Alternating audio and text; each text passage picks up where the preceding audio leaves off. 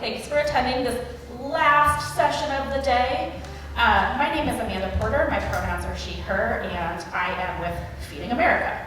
We've been talking about Feeding America all day long. I don't think anyone ever defined it for y'all. So, Feeding America is the national organization. It is a partnership of 199 food banks across the country. And when we talk about food banks, we're talking about Montana Food Bank Network. We're talking about that level, okay? There are 199 that are partners of Feeding America. And that means basically you report your stats up to Montana Food Bank Network, they report all of that up to us, and we represent all of you. There are about 60,000 partner agencies across the country. So there are 60,000 of you guys doing this work across the country, and we represent all of you. So just want to be clear about when we say Feeding America, what we're talking about. And so just making sure that we all know that. So I am talking about Service Insights on Meal Connect. That is a whole bunch of words that mean absolutely nothing to any of you. Okay, that's what we named it, branding. Service Insights is the electronic data collection. It is information about our neighbors. And I'm going to use the word neighbors. You may use clients. You may use the word guest. You may call whomever receives services from you. I call them neighbors. And so I'm going to talk a little bit about the history of it. I'm going to show you what it looks like, what this tool, I'm talking about a software computer program. Technology is not scary, y'all can do it, I promise. And then we're going to talk about what's next. Please ask me questions, okay? It is the last session of the day. Y'all gotta keep me awake, okay? This is a partnership here. I will keep you awake. You will keep me awake. We will make it to the raffle. Okay, so who are we? This is the core team behind all of this work that I'm going to talk about. And just like we are in partnership with one another, internally we are in partnership together. And so this is a partnership between IT, which is where I sit. I don't know why I'm not an IT person, but life. And research. And research, we just mean who are our neighbors, right? That's what we're really trying to figure out is who are we serving, what are their needs, and how can we meet those needs better? And so this is who we're talking about. Very specifically, I just want to tell you a little bit about myself. Again, my name is Amanda Porter. This is my first time in Montana. Thank you for having me. Also, thank you, Jesse and Eric in particular, for inviting me at such a gorgeous time. Montana's gorgeous, y'all.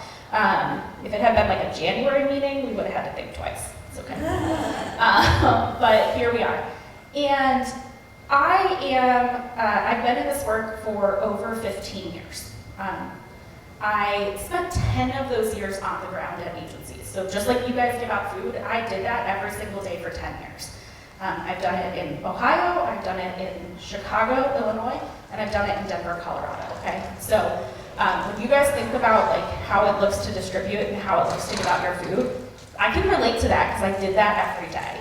I switched from paper to electronic systems. My boss at the time was 75 years old. We made it through, okay? I promise you can as well.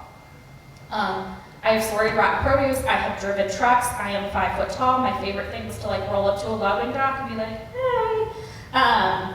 It was a good time. I've managed volunteers the whole nine. A couple years ago, I moved into the food bank. So again, kind of comparable to FBN.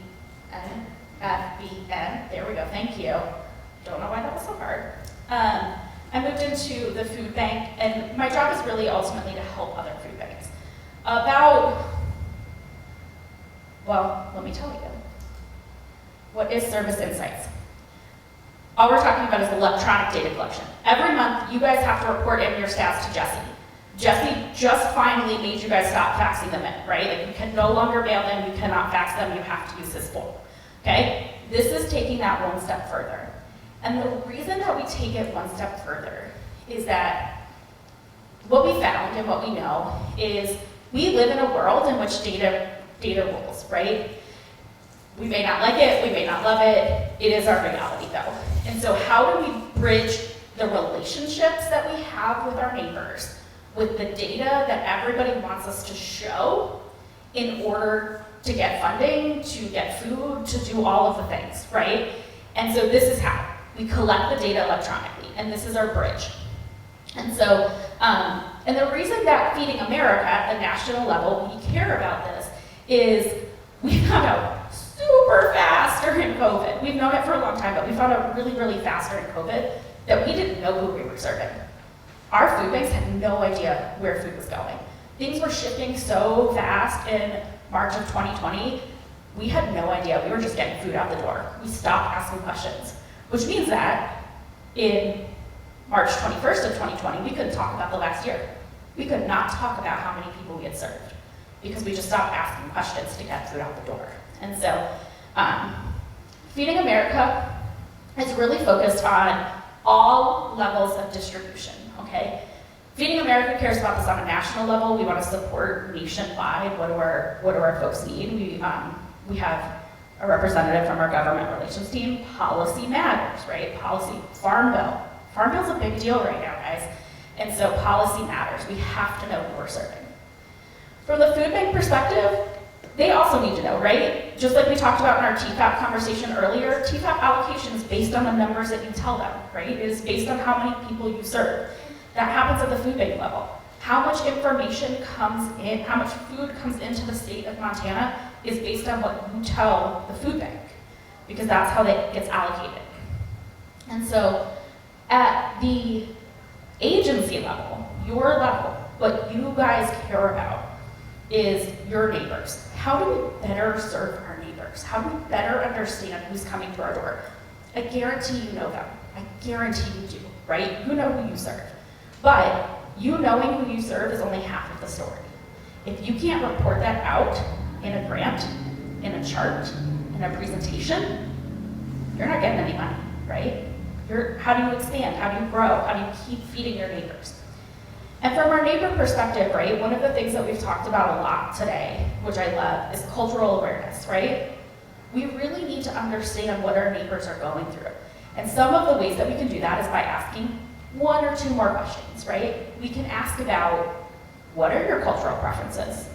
Are you diabetic? Is anyone in your household suffering from anything? Do you have transportation issues? Are there things that we need to know about you that we don't? And the nice thing about putting that in an electronic system is you ask it once and then it's there. People don't have to keep telling you their story over and over again. They don't have to come back and say, and now this happened. And what that does for you guys is it allows you to say, oh, hey, Jean, you're back. I know that you're gluten-free. I kept aside this gluten-free cake mix for you, right? And it's stuff that you're doing. I guarantee it is, but you got to put it all in a system. And so that's what we do. Okay. This program has been around at Feeding America for 2018, I want to say it started. And here are some real examples of how having this data and having access to this information has transformed actual partners around the country.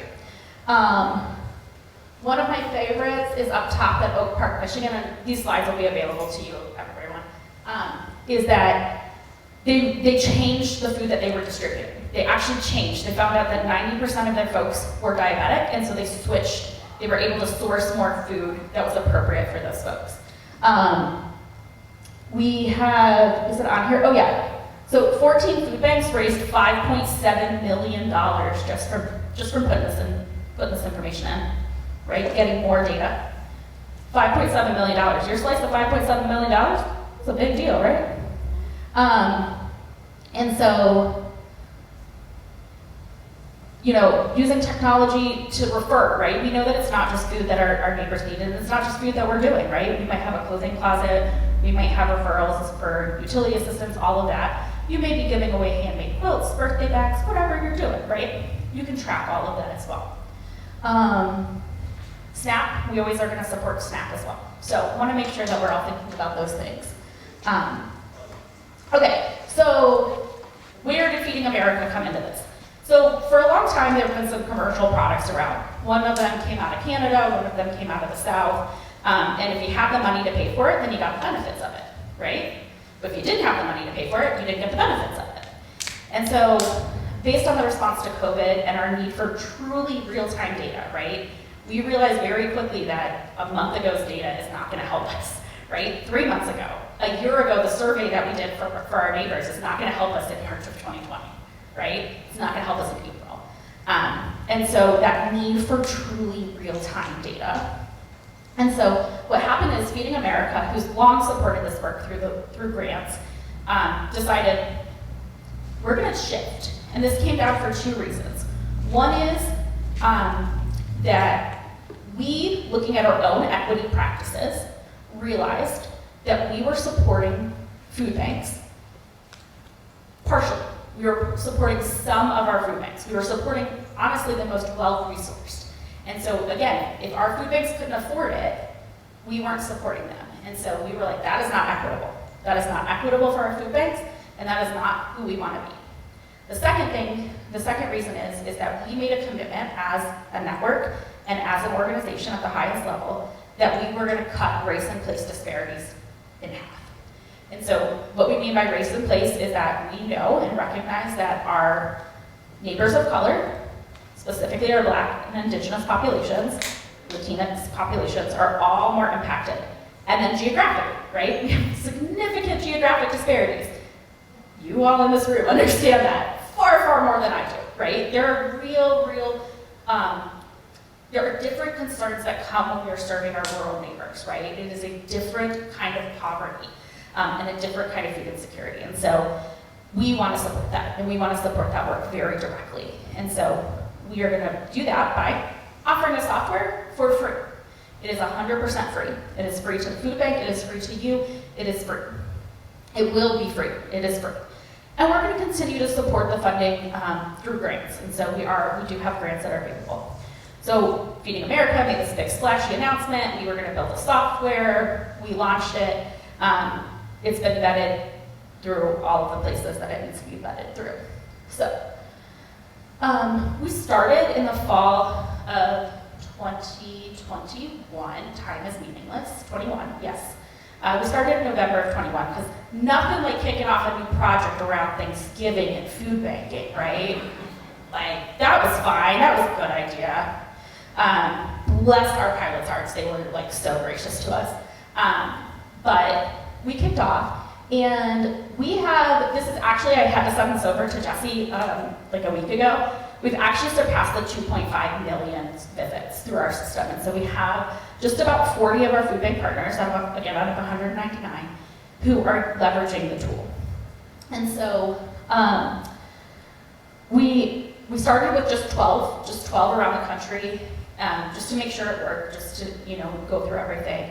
And we are literally onboarding food banks weekly, like people and agency partners. And so it's really exciting. I'm going to get into the data, but there's data visualization components to it, and that is a game changer for our folks, right? Because it's not even just having the information about our neighbors that helps us serve them better, but again, when we go back to funding, if you can put in a graph or a chart that shows your impact or what you are doing, that like elevates your grant proposals dramatically. And if we can offer you that resource for free, you don't have to do any additional work. It's literally nothing more than you're doing right now. We're just going to elevate it. The other benefit, because we've already done the work and Carrie is fantastic, we are already TFAP approved. If you are distributing TFAP, you can do it directly through the system and get rid of your paper forms. You do not have to do it. You can do it straight through here. So we're already TFAP approved. And the other thing is that we are absolutely committed to our neighbors first and foremost. And so there are a lot of ways inside the system that we are protecting neighbor data, neighbor privacy. We want to be leaders in trauma-informed care, right? That is part of our practice, it is part of our identity. And so we want to make sure that computer systems are not getting in the way of service. They are enhancing our ability to serve our neighbors, right? That is where we are at the goal of. And so that is where we are. So we are building it. I will say we're pretty young. We're pretty young in the software game, but we're built by people who gave away food every single day, right? Me, my boss, our colleagues, we are former food bankers and former agency people. And so when we think like, how does this impact somebody who's standing in front of a line of cars, we are very conscientious of that, right? And so things that we're very excited about is TFAP certification, right? That's a big deal. If you can get rid of your paper TFAP forms, if your audit can all be done electronically, that is a really, really huge. I come from an agency who's a big multi-service agency. We give away a lot of things other than food, right? And if we can track that, if any of you are giving away like pet food and stuff, right, you can track all of that. You can track diapers, you can track the whole nine, and you can report all of that separately, okay? Real-time dashboards. So this goes back to our data, right? Really talking about our numbers. It's not just tally sheets anymore, right? And again, I want to reiterate, you all know your numbers. You know your numbers. But if you can like screenshot it from a computer, this is suddenly weight, right? As opposed to like your tally marks on a piece of paper, right? It's functionally the same thing, but it changes the conversation, right? People will take you more seriously. And so we want to be there. And then we have, I want to talk about this barcode or QR code scanning. It's not going to work for everyone, but it is a really great way for our folks who, maybe you're not asking any questions right now. Maybe you are no questions asked pantry, right? Which is perfectly fine. But these barcodes and QR codes can allow you to allow folks to remain anonymous while giving you some information if they choose, but also allowing you to get to what we call the unduplicated count. And so the unduplicated count in all of nonprofit is like the holy grail of numbers, which is how many people have come to visit us and how many times have they come to visit. So what we can tell you right now is how many people have come to visit, right? We can tell you that number, and we assume they probably haven't come more than once a month, depending on their policy, depending on your rules. Maybe they're coming every day. We don't know. With this computer system, we can tell you truly, Amanda came to this food pantry 5 times over the last year, right? I've served Amanda one unduplicated family, but I've served her 5 times. And that's a different conversation, again, okay? And so it's what all funders want, I tell you. The other thing that I really want to talk about is we center our neighbors, right? And so when we center our neighbors, because we can use the tool to talk the way that our donors want us to talk, to get into funding that allows us to get the food that our neighbors want, that allows us to provide the services that our neighbors are telling us that they need, right? What it does is it allows us to leverage our resources, come from a strengths-based background, and really support our neighbors in accessing services the way that works for them. And so I just want to keep mentioning that. So, reports. Tableau, if you guys aren't aware, it's a data visualization tool.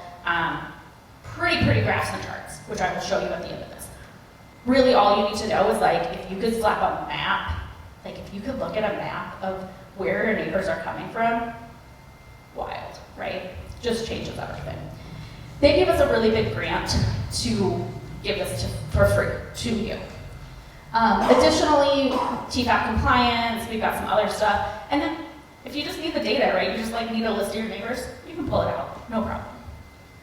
Okay, I am just gonna show you screenshots because I don't trust the computer to let me do a full demo, but I'm gonna show you this. So this is our homepage. We are fully mobile responsive. And so a couple things that you're gonna ask me right away. Do you need an internet connection? Yes. You have to have an internet connection. You have to have a device. It can be a laptop, it can be a cell phone, it can be a computer, it can be whatever. We are building, because one of the things that we heard from the network is we don't always, at the time that we're giving away food, we do not always have access to the internet, right? That is something that we've heard from the network. And so what we're building is what we're calling an offline module. It's going to be available later this summer, where at the time of distribution, you do not have to have an internet connection. You will have to have one at some point to sync up the list, right, to match everything back up and get it back in. But it will allow you at the time of distribution to not have an internet. And so, you know, if you're in a church parking lot, you're like, nope, that is not going to happen for us. Totally fine. But this is the homepage. And so immediately, again, you can think about this as your tally sheet, right? This is the tally that you keep. Like, and however you do it right now, if you're doing it on note cards, if you're doing paper TFAP forms, if you're literally just like tabulating people as they come in. This is so good because it is going to tell you exactly what you have done today.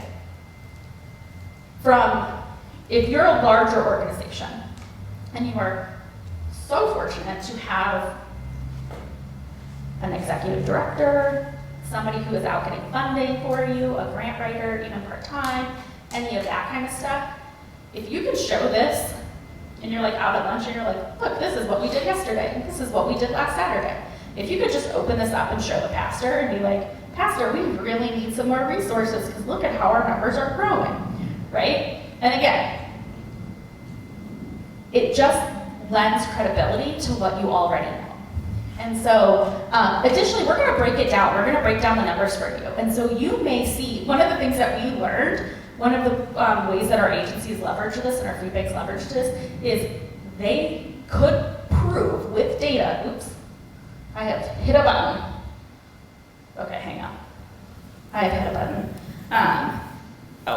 Alyssa's going to get it for me. Okay, they could prove with data the impact that after the childhood tax credit expired, they could prove that they saw an increase in families with children coming to receive food. And they could show that based on this program ending, our need went up. No, it's like showing them on there. So Oh. it's No, you have to put it in if you put it in the mode, right, if you put it in the slideshow mode, it'll show up again. Okay. Is what I did earlier. I don't really know. I'm a fake IT person, y'all. I just like wing it. There we go, see? I'm really a relationship builder. Like, that's actually what I am, but I just fell into IT because I'm the right age. It happens to the best of us. And literally, I was just in every room I was in, they were like, you know computers, right? And I was like, kind of. We can learn. So the other thing I want to tell you, COVID changed everything for everyone. But literally, if you can FaceTime with your grandkids, you can run the system, I promise. Okay? If you can fill out Jesse's smart Google Sheet to put in your numbers, you can do this, okay? I promise. Okay, what does it look like? Looks like your TFAP form, okay? I know that this is small right now, but it looks like your TFAP form. And so what we do is we take neighbors through and we ask them a series of questions. We're gonna ask them name, address, number of people in your household, how do you qualify? You know, are you receiving SNAP? And then you're gonna sign. They're gonna sign your TFAP form. And then you have the option to ask them, and keeping relationship in mind, do not ask them all of these questions all at once. You have the option to ask a dozen additional questions. And so what happens is we get to decide what's important to us, right? We have a partner who's really emphasis on veterans. And so you can ask, do you have military history? If you are somebody who is really concerned about culturally appropriate foods, you can say, do you need culturally appropriate foods? If you are serving a population who is predominantly non-English speaking, you can ask, what is your primary language so that you can help get translator services? If you are a hospital or partnering with hospitals and you need food insecurity and food as medicine questions, we've got those in there.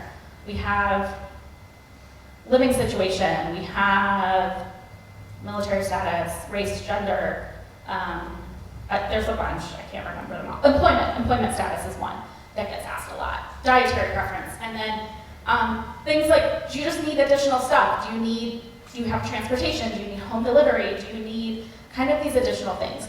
And one of the things that happens is you may not be able to provide all of those services right away, right? You may be like, oh, we have been trying to think about adding an additional service.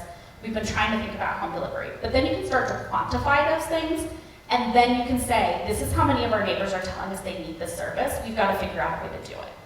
Again, don't ask all of them at once. Don't even ask all of them if you don't have a reason to. But it allows you to get into a deeper relationship with your neighbors. And you're like, Amanda, our neighbors don't want to answer questions, right? You're like, we don't want to ask these questions of our neighbors. I hear you. I hear you. That's fine. For neighbors who are uncomfortable answering the question, I hear you, that's fine. They don't, it's optional. We want to do better service. If it makes them uncomfortable or prevents them from getting service, they don't need to answer it. There's a don't know, prefer not to answer on every single question, okay? TFAP is TFAP, you gotta answer it right, you got stuff, okay? If they want TFAP food, it is what it is. But outside of that, all of the questions can be marked don't know, prefer not to answer. I will say, for the most part, in my experience, and again, a long time, most people are willing to give some measure of information about themselves if you can explain why you're asking it. If you can say, and this goes back to don't promise, right? But if you can say, we are asking this question because it is going to help us understand your needs better and figure out ways to serve you better. It is going to help us not have to ask you this every year. It is going to help us help you, right? And ultimately that is why we're doing it, is in service of our neighbors. We are not asking questions just because we are curious, okay? We are asking questions because we want to understand what our neighbors need from us, and we want to give them the opportunity to tell us what that is. And this is the key, is that this is why we ask open-ended questions. This is why we don't presume identity, right?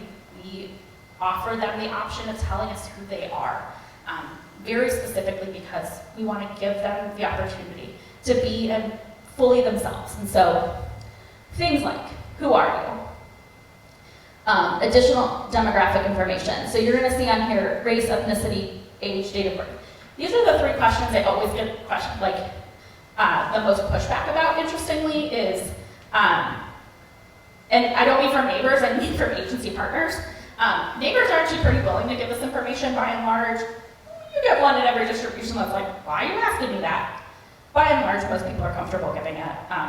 You literally have to do it to fill out any piece of paper. But the reason that we ask this, and the reason that we ask these 3 things, are age, very specifically. You don't have to get date of birth. We'll put in an estimated date of birth if you put in an age, is because we want to link to other social services. And so specifically when I talked about the child tax credit ending, right, we need to know how many children are coming in order to demonstrate that this had an impact on this other outside factor, right? We have to show that, and we do that by knowing that. We also know that having a 5-year-old who might qualify, or let's say a 3-year-old, who may qualify for WIC is very different than having a 17-year-old who is about to age out of foster care, who needs an entirely different set of resources available to them. And so it is very different than having a 65-year-old who's in a fixed income and may be eligible for our CSFP program that we talked about before, right? And so just understanding who's child, adult, senior is not really enough. We need to be able to show them aging up. Again, I was on an electronic system. I was on that system for 5 years. I have people who were 15 when I started who are 15 today because we didn't actually age them up, right? Because we never followed up. And so this is why we auto follow up, okay? Gender identity. Gender identity is important to us. I'm gonna lump gender identity, race, and ethnicity. 1, we invite our neighbors to be their true selves with us, okay? They get to tell us who they are. And so we're not going to presume gender identity. We're not going to presume race and ethnicity. They can identify how they identify, okay? Secondly, I spoke earlier about race and place geography disparities, race and place disparities. In order to address race and place disparities, we need to know. How do we know? By asking our neighbors, by inviting them to tell us who they are, okay? And then a slew of other questions, right? Please, again, do not ask them all at once. That is not relationship building, that is data collection. Those are different systems. This is for relationship building. This is to build out the information that you have about your neighbors to help increase your service to them. And so, ways that we actually do that through the system. The system will not deny someone food. We've made it very, very clear that we are never going to be the reason that somebody standing in front of us goes hungry.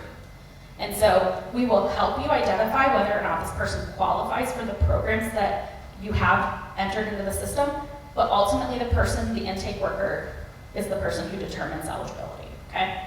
Secondly, we have something in the system called progressive intake. So let's say, okay, on the first visit, we're just gonna get the TFAP required questions and race and gender, right? Let's just say we're gonna do that on the first visit. Then on subsequent visits, we could fill out the rest of the profile. And this is what we're talking about with relationship building, right? I am not going to walk up to you and be like, tell me your whole life story right now, go. How would you respond to that, right? No. But that is often what we ask of our neighbors, right? We're like, justify why you're here so that I can get a grant to feed you, okay? Yes, that's a reality we live in. Yes, we have to get some of this metrics, but maybe we don't need to do it all at once, and maybe we don't need to be that blunt about it, right? We offer them the opportunity to answer questions. And so you can actually set that questions will pop up on the second or third visit. Also, just a pragmatic reason is like, do you want your intake to take an hour? Like, is that what you're trying to do? Like, you got time for that? Just like sit down with somebody for an hour and be like, cool. Fill out this massive paperwork. No. You can build just like we build a relationship, okay? The other thing is that at the end of the visit, you can capture things like pounds. You know, Peggy was talking earlier about having to weigh everything. It's annoying, you can capture it though, and then it's just in the system. And it does math for you, because Amanda Porter hates math. I do not like it. The computer will math for you. If that's not enough reason to sell you, let me know, but math. If you're giving away things like financial assistance, right, you can actually count, you can put the dollar amount, it will auto-calculate it for you. You can put notes in there. And then, like I mentioned, this barcode. And so we will actually auto-generate a barcode out of the system. This would be really great for situations like college pantries. You know, they're really used to that. That is like any loyalty card, right? Any loyalty card you have. Really, really great in places where there are language barriers, or where multiple people in a family will come to shop, right? Mom might come the first time, but then grandpa comes after that. It can be really good to keep those households together so that you're always looking at the same person. So that is that. Let's talk about data visualization. Pretty charts, pretty graphs, okay? This is one of 7 dashboards that is available as soon as you start entering data. This is North Dakota, so like, can I get your competitive edge going here? This is them, they've been on for just about a year, and this is their information from just last month. So now you can see, they've got 22 program locations. That's 22 of their partners, and so it's not everyone. It's a slow rollout. That's okay. This will not work for everyone. This will not work for everyone. This will work for most people, though, okay?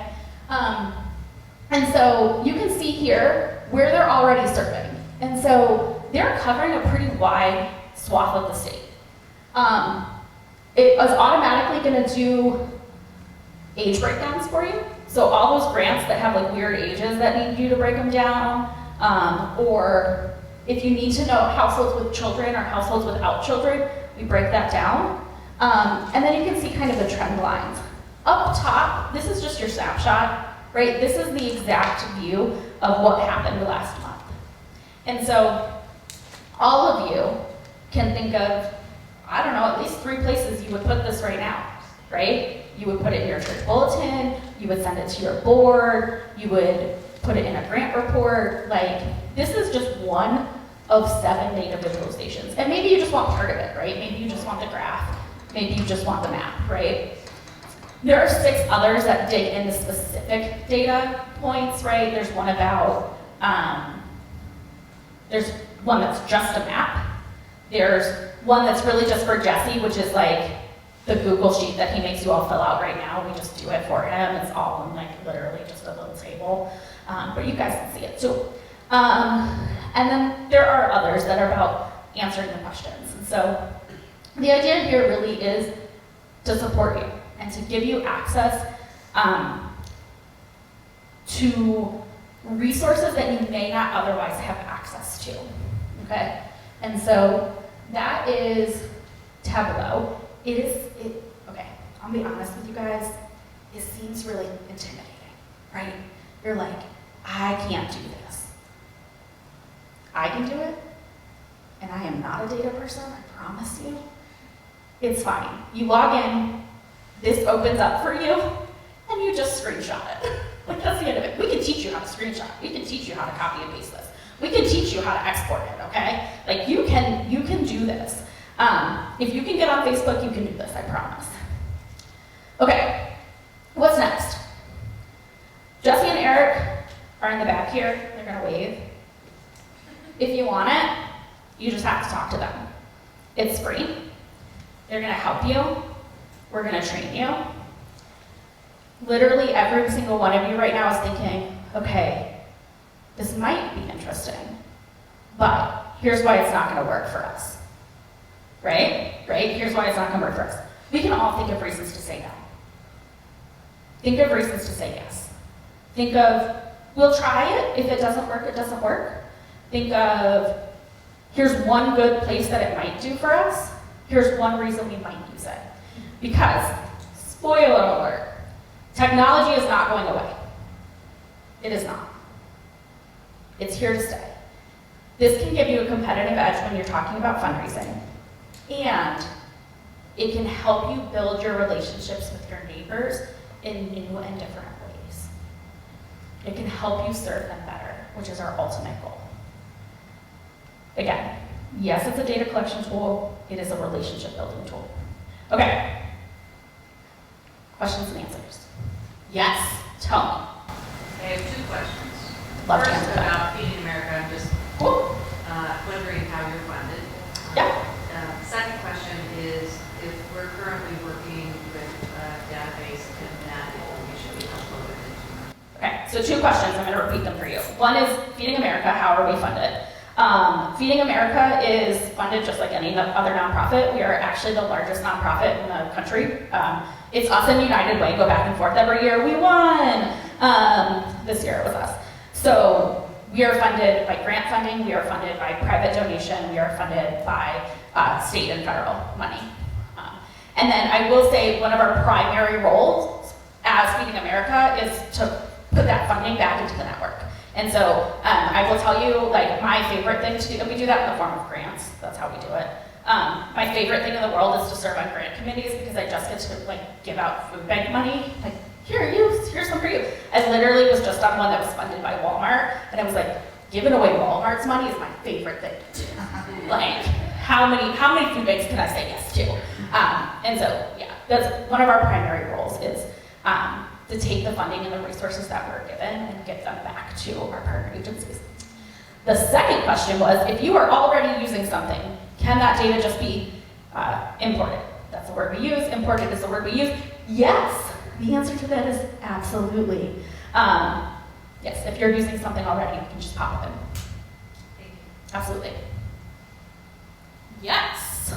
I'm curious how adjustable the default questions are. And then also, as a college pantry, right now we ask for student ID number because that gives us all the demographic information and the locations and all those things. So could that be essentially the name entry that's the identifier? Yep. So, okay, so the question was, how customizable are the questions?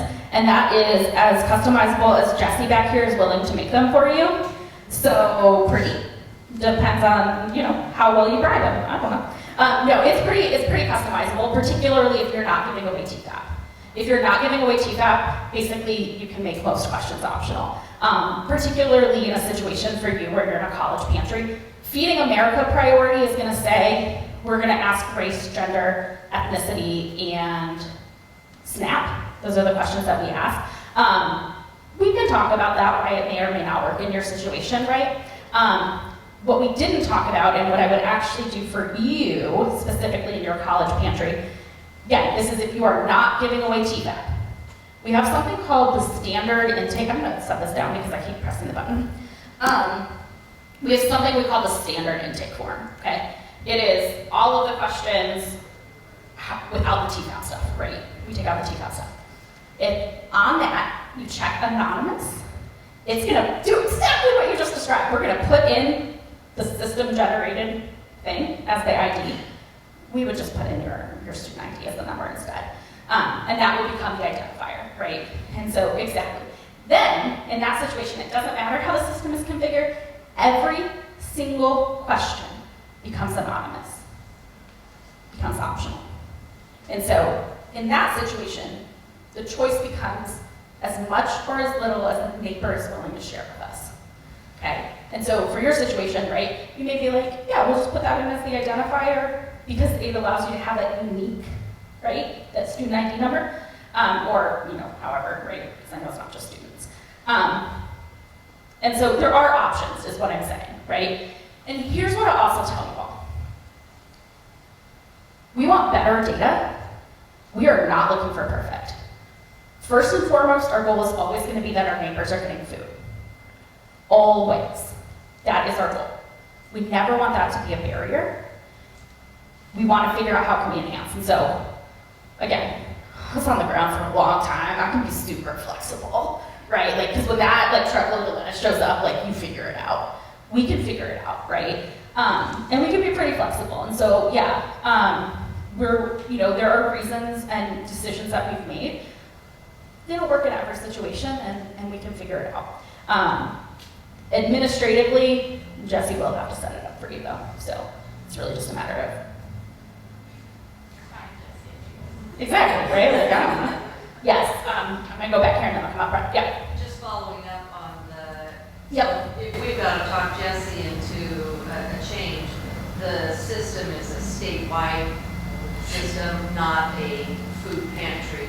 So, It has to be consistent for the state, is that correct? okay, if we're talking TFAP, yes, there's no changing TFAP, okay? Because that's a statewide program, it is what it is. For everything else, there's some flexibility in it, and so it's administratively what we've decided, what the decision that Feeding America, because again, Feeding America works with food banks, your food bank partner then works with you. And so what we've done to start, because again, I like to call us a toddler, we're in our toddler phase, we're great most of the time, occasionally we throw a tantrum, it's cool. What we've done is, we have made it so that the food bank does all of the administrative work right now, because everybody is so different that we want to make sure that we're being as consistent as we can. And so my guess is that you're going to ask for a change, right? Jesse's going to make it for you. You're going to talk to your food pantry friend down the road, and they'll be like, oh, Jesse, can I have that too? And you'll be like, sure, I already did it for them, no problem. Okay, because once you make a change for one person, it's really, really easy to implement, okay? And so, it's both and, I would say, is how I would ultimately answer that question. It's pretty easy to customize out of, just for you, but chances are, if you're getting United Way funding that requires an answer to this question, someone else is too, and they're gonna need it as well. So, yeah. How does the system track and present back previous visits? So, Yeah. Our food pantry, we do what we call monthly and weekly boxes, so we focus on non-perishables once a month, and then every week perishables. Yep. How does it present that back to when I have somebody out on the line taking that, and then I send it inside? Yep, absolutely. So the question is, how does it present, I will call it for this purpose, multiple service types, how does it present visit history, right? Exactly as you describe it. However you label it is how we're gonna send it back to you, right? And so we have something that's called the visit history, which is, what did they get on the last time, right? And so in the system, what we call those are service types, right? So you'd have your monthly box, and then you'd have your weekly perishables, or however you call it, right? People call it different things. Ultimately, it can be called whatever you want, right? I don't care what you call the thing, as long as we understand what it is, right? And then it'll all roll up. And the nice part about it is that then you get to see how many folks are coming in for the monthly, and then how many folks separately are coming in for the weekly. And you can start to report on this differently and be like, oh man, folks don't know, folks aren't leveraging the weekly as much as we would like. So one of the things that I'll tell you is when we implemented this system, we have a legacy system is what we call it. We have a legacy system that was implemented in my food bank in Ohio. And immediately what we found is that there are 3 myths that we immediately were like, oh, okay. The first one is that all the families are huge. On average, families are 3.4 people, okay? And that scales all the way up, okay? We remember the big families. We also have a lot of single-family seniors, right, who are coming in, single seniors. And so it all kind of averages out to 3.4. That's pretty consistent, which is pretty consistent with the national average family size. The second myth is they come all the time, right? So our families come all the time. What we found in the data, across literally 10 years of data, is families come about 5 times a year, every other month-ish, roughly. What we know from looking at the data is families experience some kind of crisis, they come for a period of time, and then they stop coming until they experience a crisis again, right? Whatever that might be. We remember the people who come all the time, though, because we've built the relationship with them, right? And the last one is that they're pantry hoppers. They go to multiple places. That is patently not true. 75% go to 1, 13-ish more percent go to 2, and then 5 to 6% will go to 3 or more. Okay? And so those are the 3 myths that we talk about. Fun fact about myth number 2, all the families come all the time. So talking about food as medicine work. We have a partnership, one of the food banks has a partnership with a health center, a federally qualified health center. And so they partner with the university and this federally qualified health center to get people, the doctor actually writes a writes a prescription to go get food at a food pantry. And then we track health outcomes. A doctoral dissertation student took all of this data, got all the permissions from all the neighbors, right? Took all of this data and said, okay, in order to have a health outcome, so in order to improve physical health, how many times does somebody need to visit a food pantry? Yes, in a year. To have a measurable outcome on health. Once. Going once. This price is right. 5. Keep it on. 11. They have to come 11 times. We need them to come every month to have a measurable outcome on their health. How many times are they coming? 5. So we've solved poverty, right? Because they're only coming 5 times a year. We're great. We need them to come 11 times to have a health outcome. How are we going to do that? So we actually want people to come back more often. So one other question. Yeah, absolutely. My rickshaw system that I run right now. Totally. I get it. We built those. Your access database that like cobbled together, right? Yeah. Yeah, more or less. That's basically how it goes. Is there a system? So we have somebody out on our line with an iPad, take the names. It pops onto a board inside our food pantry. Yeah. Is there an equivalent inside the system? So there's been a request for one. Again, we're pretty young. We don't have one yet. There's been a request for it. I don't know that it's going to come up in the next 6 months or so, maybe. Because again, it's one of those things where it's a little bit of a unique distribution style for that. We can talk about it. I mean, Kansas really wants it, and they're one of my favorites, so we'll see. You're all my favorites. Yeah, it's one of those where not yet, but what I will say is we are incredibly committed to hearing from our agency and food bank partners what they need to make the system work for them and their neighbors. And one example is, I talked about this offline module, right? We talked about that. We were gonna build CSFP. That was gonna be the next thing that we built, and everybody was like, we want CSFP, but we need the ability to not have to have an internet connection. And so we actually moved CSFP back. We're gonna do it next fiscal year, so. So we're very committed. It's just a matter of priorities and budget. Just like you guys have a budget, just like the Food Bank Network has a budget, and we have a budget, and so it's one of those. Yes? I have a couple of, I think, quick ones. Beautiful. It's okay if they're not, I'll take up forever, it's fine. You had mentioned kind of like having the information to be able to provide more services. So does this link with other services available in our area? It will as soon as we build it. Cool. That makes sense. Yep. And then the other thing, so for like, is there an interface where the client can whether they fill it out or they have a guided volunteer? Yeah. So we are, I love these questions. So we are building a tool right now that is going to be called My Meal Connect. Okay? It is the neighbor-facing portion, okay? And so phase one of it is just an agency locator, which is, is like how do we find people? Because as soon as you give them the list of pantries and like the hours and the times, right? As soon as you print that, it's out of date. It's wrong because somebody changed their hours, somebody closed, somebody moved, right? It's immediately out of date. And so having that available electronically.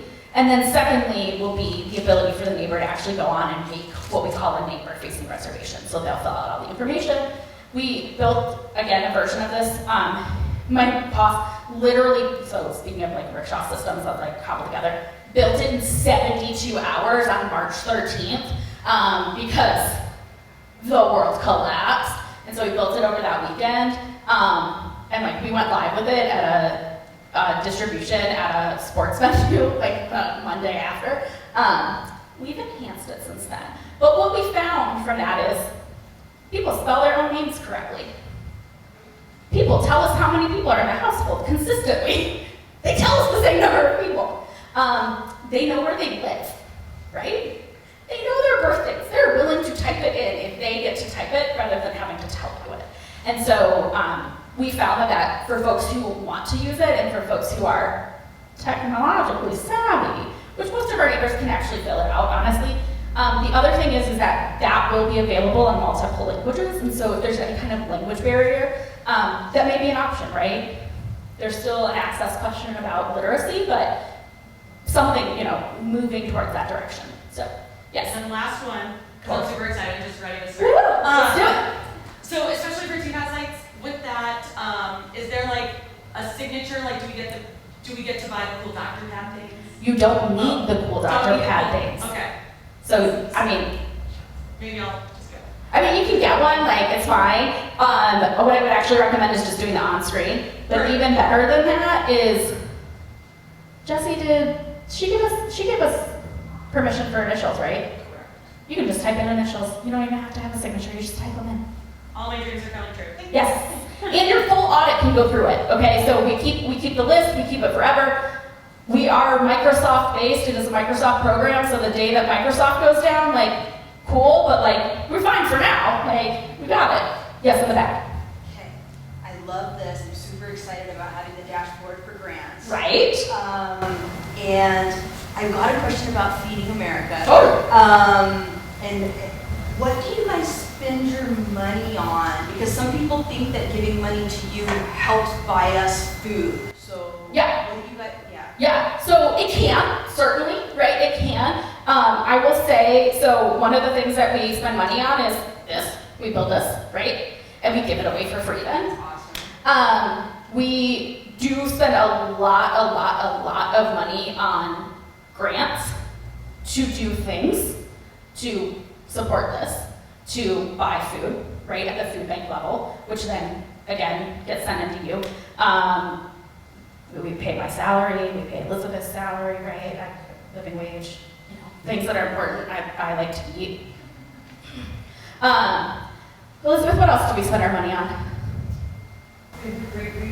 Re-grant it back to the network a lot too. Like, yeah. And then sometimes there'll be, part of it is partnerships, there are occasionally, I think, in some other, our food sourcing, there are sometimes, I think, that people like. Oh, yeah. One of the other things that we do is, so I was just talking to Michelle from the dairy grant, is that there's a grant out there right now for lactose-free, and so the food banks are getting like literally truckloads of lactose-free milk and stuff. And so it just depends on where the access to it is and stuff. And I will say again, Feeding America is really, really committed to this. Jesse, you guys were a grantee last year, weren't you, for Service Insights? No. Okay. Oh, you didn't apply. I just talked to Aaron about it though, so maybe. So the 200 or 199 food banks don't get X amount of money equitably, depending on how many people are in their state or how many people are going to the food Right. banks. From the data that you get from us, it's not like split up like that. It's not split up like that. It's a grant-funded process predominantly. It's a proposal process usually. Admittedly, I'm not in our development office, or in our grant office. I'm just a reviewer. but I can get you more But information there about. are grants that are available that they can apply for Uh-huh. that can help the actual food Exactly. banks. Yeah, exactly, yeah. Pantries to the, okay. Exactly, yeah, and so there's things like, again, I was in agencies for so long, so like all of the time I'm like, how does this get to agencies, right? And so one of the things that, we were talking about earlier was the Regency Resiliency Grant that came, it didn't come from Feeding America, it came from the USDA. But there is a very, very significant shift on how do we increase your capacity, right? Because if we can increase your capacity, and that can look really different, right? That might be a freezer, that might be a truck, that might be technology, right? That might be an iPad, that might be a hotspot, that might be a lot of different things.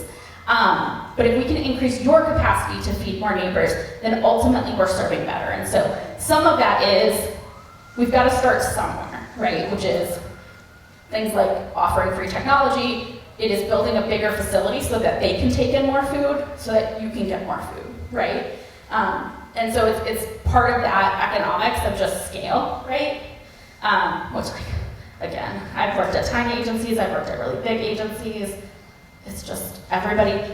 One of the things I will say though is that it can be difficult to get funding, but I never want us to live with a scarcity model, right? I never want us to, and this is just me on my soapbox now, is that our neighbors come to us in crisis, right? They are experiencing true crisis. And one of the things that happens for us is we can sometimes get really caught up in running out and there not being enough, right? And one of our jobs at Feeding America is to figure out, how do we get you more?